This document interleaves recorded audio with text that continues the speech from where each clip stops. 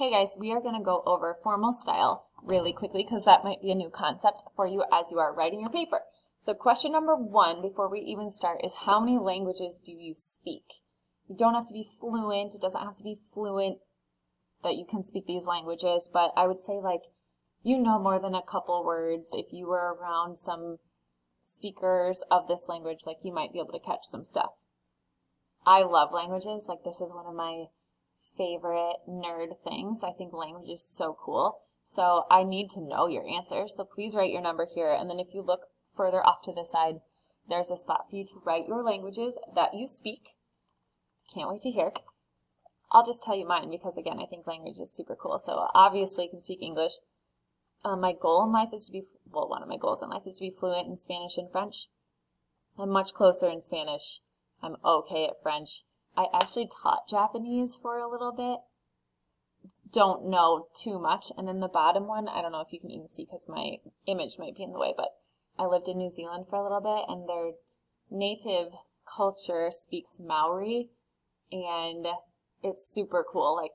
I'll be a nerd and play you the national anthem sometime probably, but in New Zealand, side note, while we're on this, the Maori culture named a lot of the cities there. My favorite city is called Waikikimukau.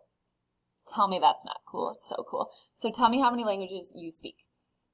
The reason I ask that is because it totally gets into formal style. So I am in college, just about to graduate to become a teacher. I love the English language, and one of my professors tells me, like it says on the screen, oh, there's more than one English language. You better make sure you know them all and how to teach them all. And college Miss Duncan is excuse me, I'm about to graduate. What in the world are you talking about? That has always stayed with me. And this is so true today. I don't think my professor actually went into all these things, but there are multiple. I'm about to add to your language count. Okay, language number 1. This is probably what you speak 99% of the time. Your number might change after you see language number 2, but that would be informal English. I want you to think really quickly. When and in what scenarios would I speak informal English? Language number 1 of English. Okay, so hopefully you are thinking this is something you might talk when you are just speaking casually. So to friends or family, it's casual conversation. It's the way we talk, again, probably 99% of the time for the most case. So in Spanish, they have a formal way of addressing people, and they have an informal. So if you're taking Spanish, ¿Cómo estás is informal, how are you? And then they have a different version for the formal style, which is ¿Cómo está usted? And you do want to know, in what scenarios do I use ¿Cómo estás, the informal, or ¿Cómo está usted, the formal? Oh, language is so cool. Okay, so you know informal English. For instance, oh gosh, I don't know if you guys can see this. Let me move my picture. For instance, an example of informal language might be hey, what's up? It's not formal. You wouldn't necessarily say that in a super formal setting, but it's just casual. Hey, what's up? Language number 1. English number 2. This might change your number for the informal style, just depending on, your hobbies and such. This is called slang English, friends. And this is what you might hear or talk about or talk when you're in very casual conversation with your friends or texting or probably not around your parents, definitely not around grandma.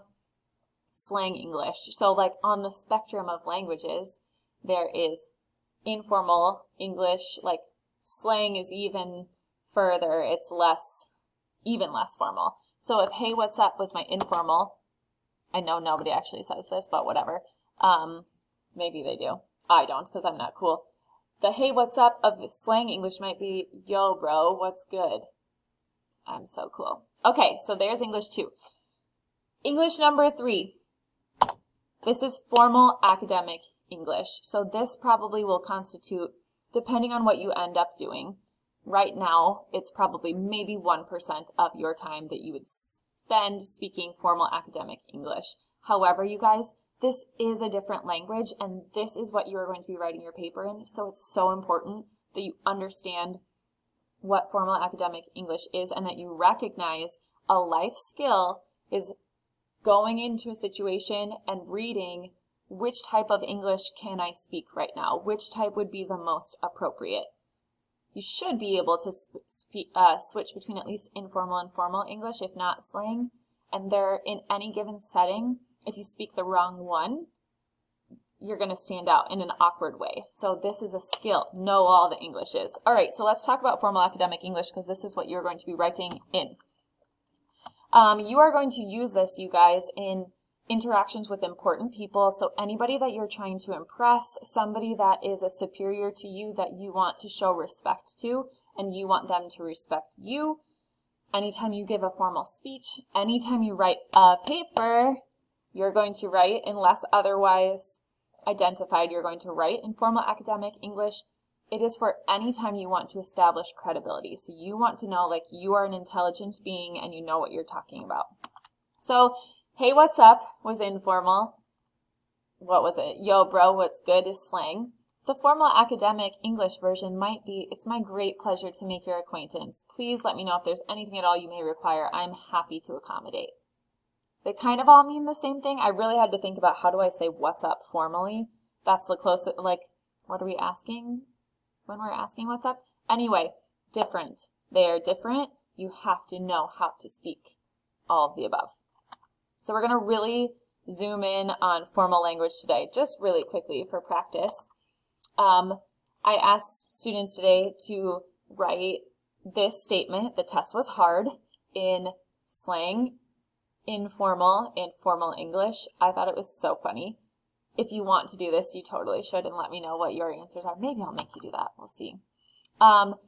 We talked about, like, slang might be what you use in the hallway if you think teachers aren't around, but you guys might not know this. I'm, like, as short as you guys are, so I'm always around and I always hear it, but it was freaking tough. That's what my kids said last year, at least. In the hallway, that's what that test was hard might sound like. That's slang English, obviously. Obvs, so is that.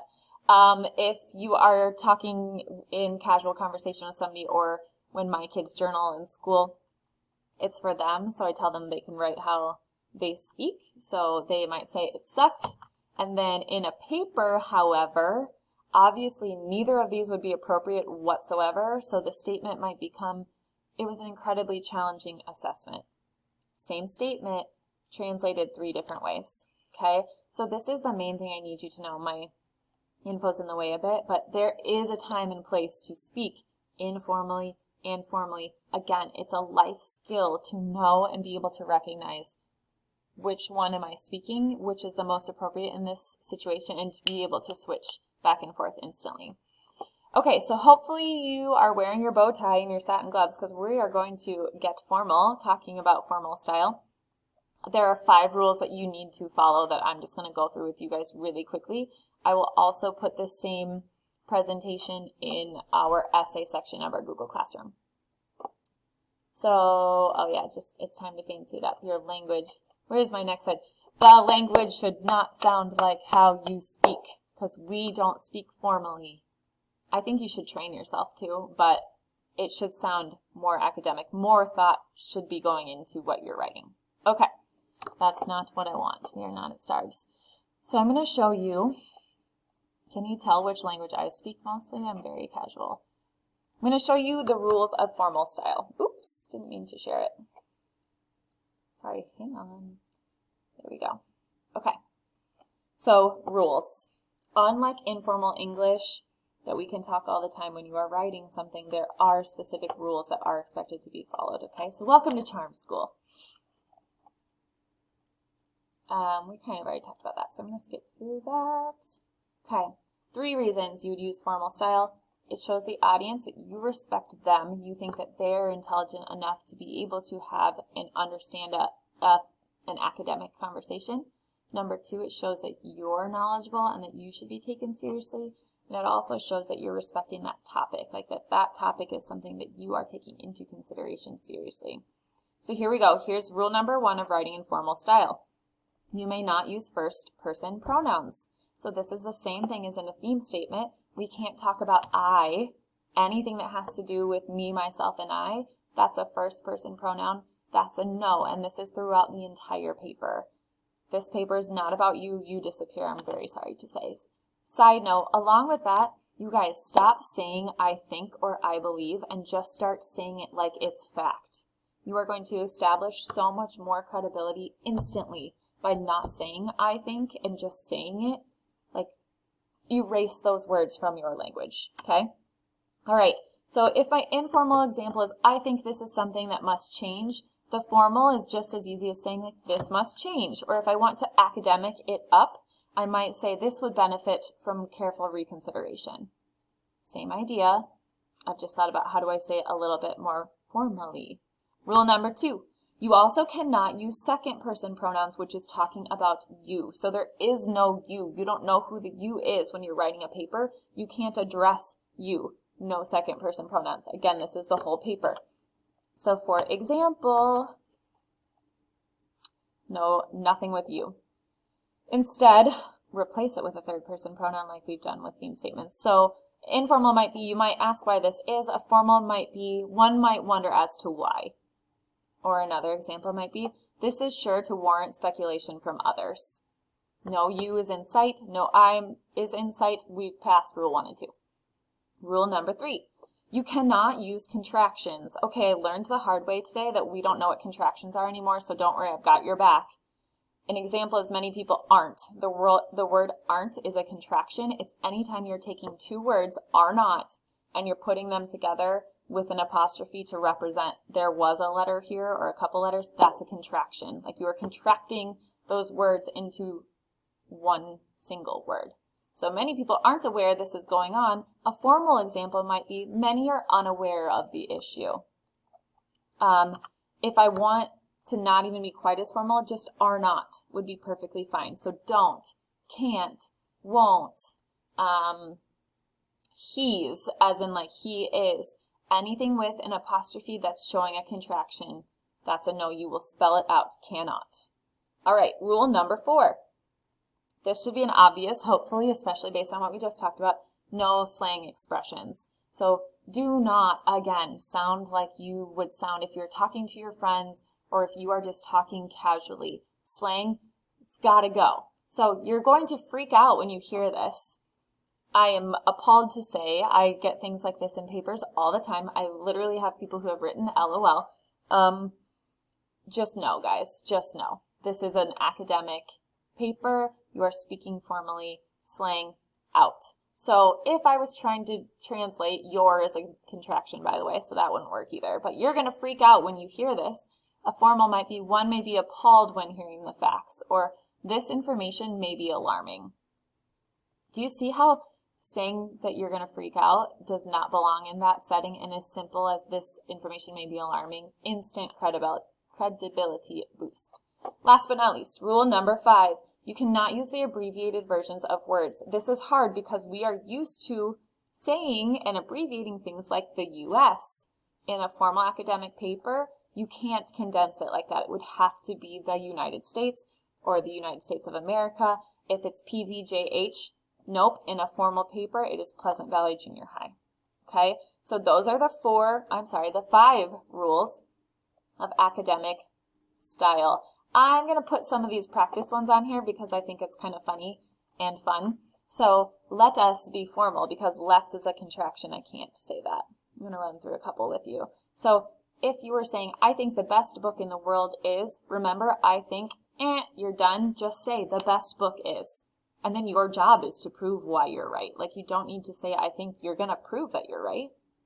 So just say it. The best book in the world is. There it is. Let's do one more. Have you ever wanted to climb Mount Everest? The problem with this, you guys, is what if the answer is no?